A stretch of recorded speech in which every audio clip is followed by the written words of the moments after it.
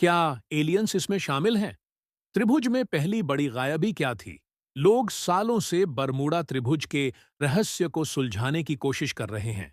Bermuda त्रिभुज के बारे में हम क्या जानते हैं और क्या नहीं जानते, यहां बताया गया है। बरमूडा त्रिभुज उत्तरी अटलांटिक महासागर का एक क्षेत्र है, मोटे तौर पर, जो संयुक्त राज्य अमेरिका के दक्षिण पूर्वी तट, बरमूडा और ग्रेटर एंटिलीज, क्यूबा, हिस्पानियोला, जमैका और प्यूर्टो रिको के द्वीपों से घिरा हुआ है।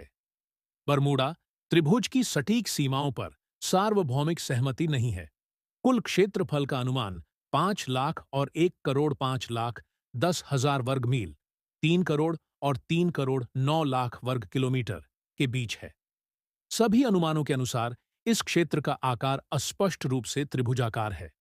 बरमूडा त्रिभुज किसी भी विश्व मानचित्र पर नहीं दिखाई देता है और भौगोलिक नाम पर अमेरिकी बोर्ड बरमूडा त्रिभुज को अटलांटिक महासागर के एक आधिकारिक क्षेत्र के रूप में मान्यता नहीं देता है। हालांकि इस क्षेत्र में अस्पष्टीकृत घटनाओं की रिपोर्टें 19वीं सदी के मध्य से ही मिलती हैं, लेकिन बरमूडा त्रिभुज वाक्यांश 1964 तक प्रयोग में नहीं आया। यह वाक्यांश पहली बार विंसेंट गैडिस द्वारा एक पल्प पत्रिका लेख में छपा था, जिसने इस वाक्यांश का उपयोग एक त्रिकोणीय क्षेत्र का वर्णन करने के लिए किया था, जिसने बिना किसी निशान के सैकड़ों जहाजों और विमानों को नष्ट कर दिया है। अपनी प्रतिष्ठा के बावजूद बरमूडा त्रिभुज में जानवरों के गायब होने की घटनाएं बहुत ज्यादा नहीं होती हैं। अटलांटिक महासागर के किसी भी अन्य तुलनीय क्षेत्र की तुलना में बरमूडा त्रिभुज में जानवरों के गायब होने की घटनाएं अधिक बार नहीं होती हैं। इस क्षेत्र में कम से कम 2 घटनाएं अमेरिकी सैन्य विमानों से जुड़ी थीं।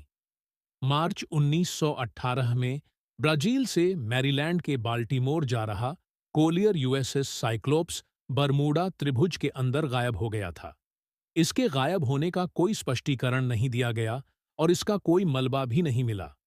लगभग 27 साल बाद अमेरिकी लेफ्टिनेंट चार्ल्स कैरोल टेलर के नेतृत्व में बम वर्षकों का एक स्क्वाड्रन, सामूहिक रूप से फ्लाइट 19 के रूप में जाना जाता है, बरमूडा त्रिभुज के ऊपर हवाई क्षेत्र में गायब हो गया। साइक्लोप्स घटना की तरह इसका भी कोई स्पष्टीकरण नहीं दिया गया और इसका कोई मलबा भी नहीं मिला।